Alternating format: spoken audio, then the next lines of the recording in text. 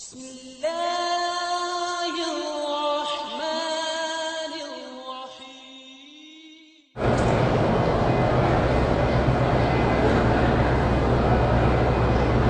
ایک عورت نے احرام کے بعد اس کو حیض آ گیا ہے، اب پاکستان جانے کی تاریخ بھی قریب ہے، وہ پاک نہیں ہوگی تو اپنی تاریخ آگے بڑھا لیں، 100 ریال لیں گے، جب کی کہو گے ڈیٹ دے دیں گے، اور جب پاک ہو جائے عمرہ کرے پھر جائے۔ اگر ایسے عمرہ چھوڑ کے جائے گی تو عمرہ بھی اس کے ذمہ ہوگا، دم بھی ذمہ ہوگا۔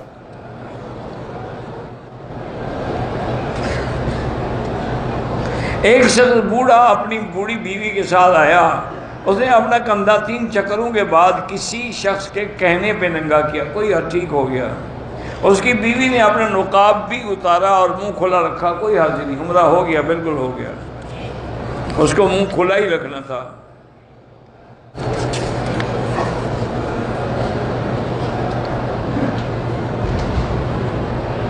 بہرحال گزارش یہ ہے کہ آپ کو بواسیر کی تکلیف ہے، آپ معذور ہیں، آپ ہر نماز کے لیے نیا وضو کیا کریں، پھر عصر سے وضو کیا مغرب تک، وہی وضو کافی ہے، چاہے وہ مس سے نکلیں چاہے گندگی بھی نکلے، لیکن اس گندگی سے بچنے کے لیے نہیں کہ آپ کوئی پیمپر وغیرہ یا کوئی ایسی چیز استعمال کریں۔ مجھے ایک بڑے ذمہ دار ہیں، میرے ساتھی ہیں، مفتی بھی ہیں، عالم بھی ہیں، نیک بھی ہیں، صالح بھی ہیں، انہوں نے بتایا تھا کہ میکس کوئی دوائی ہے، عام ملتی ہے، سر درد کے لیے لوگ لگاتے ہیں، کہیں درد ہو، ویکس، انہوں نے کہا اس کو اگر وہ 2-3 دفعہ روز لگایا کریں تو بواسیر ختم ہو جائے۔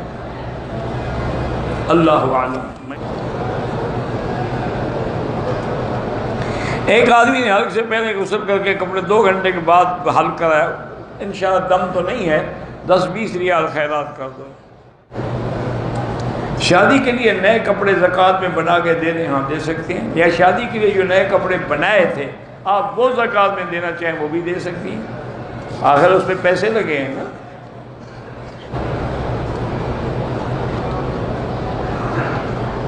ایک شخص نے اپنی قضا ظہر عصر کی جماعت میں قضا نہیں ہوتی، قضا تو ہم نے اپنی اکیلے پڑھنی ہے، جماعت میں کیسے ادا کی؟ جماعت میں وہی نماز پڑھو گے تم قضا پڑھو گے، عجیب عقل ہے بھائی۔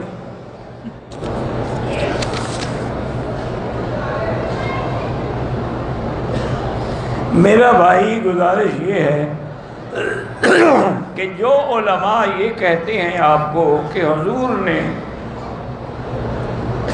جمعہ سے پہلے صرف 2 رکعت پڑھی ہیں، یہ حنفی جو 4 پڑھتے ہیں یہ غلط ہے۔ پہلی بات تو یہ ہے کہ حضور سنتیں گھر میں پڑھتے تھے، مسجد میں پڑھتے ہی نہیں تھے، وہ 2 رکعت تحیت المسجد تھی، تم نے اس کو سنت کیسے بنا دیا؟ آپ نے تو ہمیشہ نماز اپنے گھر میں پڑھی ہے سنتیں۔ دوسری بات یہ ہے کہ اگر 1 منٹ کے لیے ہم آپ کی بات مان لیں کہ 2 رکعت پڑھی تو جو 4 پڑھے گا اس میں 2 بھی آ جائیں گی کہ نہیں آئیں گی؟ لیکن جو 2 پڑھے گا تو 4 والی حدیث کہاں جائے گی؟ لہذا ایسا عمل کیوں نہ کرو جس پہ ساری حدیثوں پہ عمل ہو جائے۔ اب دیکھو نا، ایک آدمی 20 رکعت تراویح پڑھتا ہے تو 8 بھی تو آ گئیں، 11 بھی آ گئیں، 13 بھی آ گئیں، اور ایک آدمی صرف 8 پڑھتا ہے تو باقی حدیثیں کہاں گئیں؟ اس لیے ٹھنڈے دل سے سوچا کرو۔ امام ابو حنیفہ رحمۃ اللہ علیہ ہمیشہ بڑا جامع قول لیتے ہیں، اور ایسا قول لیتے ہیں جس میں حضور پاک کی ساری حدیثوں پہ عمل ہو گیا۔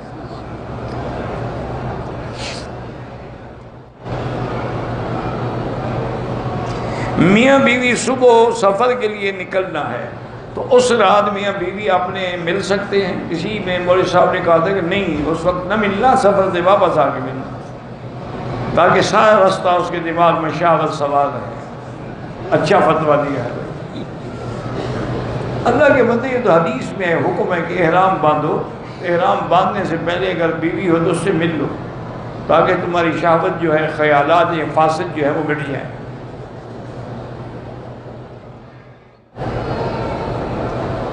وہ کہتے ہیں کہ میں نے خواب میں دیکھا ہے کہ مکی صاحب جب حرم میں درس دیتے ہیں تو وہاں حضور صلی اللہ علیہ وسلم بھی تشریف لاتے ہیں،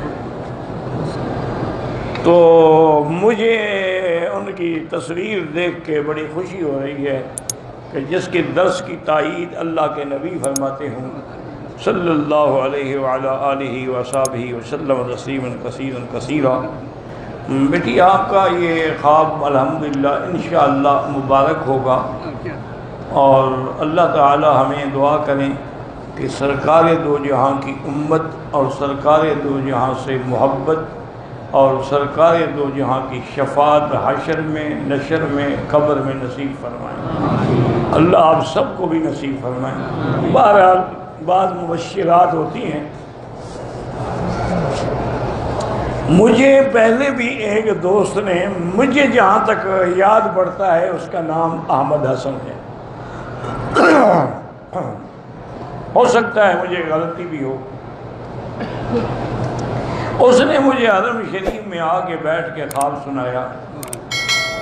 کہنے لگا جی میں نے، یا پتہ نہیں، اس نے کہا میں نے یا میری بیوی نے، اللہ والا، اب کافی دنوں کی بات ہے نا، میں بھول گیا۔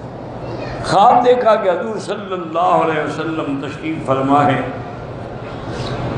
اور آپ کے دائیں بائیں حضرت ابو بکر، حضرت عمر رضوان اللہ علیہ اجمعین ہیں، اور آپ کے سامنے حضرت بلال کھڑے ہیں۔ تو ایک اللہ والے نے، اللہ کے بزرگ نے، وہ کہتے ہیں اس کا پتہ نہیں وہ کون تھے، انہوں نے آپ کا البم سیرت النبی پر جو آپ کی تقریریں ہیں وہ حضور کی خدمت میں پیش کی کہ یا رسول اللہ یہ ایک شخص ہے محمد مکی اس کا نام ہے، اور اس نے حرم میں بیٹھ کے آپ کی سیرت پہ یہ بیان فرمایا، میں جانتا ہوں۔ اور اس کے بعد یہ بھی فرمایا کہ اس کے جو تقریریں ہیں سیرت کی، ان کو پوری دنیا میں عام کر دو۔ وہ کہتے ہیں میری آنکھ کھل گئی۔ وہ کہتے ہیں جی اس وقت سے ہمیں تو چین نہیں کہ ہم آپ کی سیرت کو کیسے عام کریں۔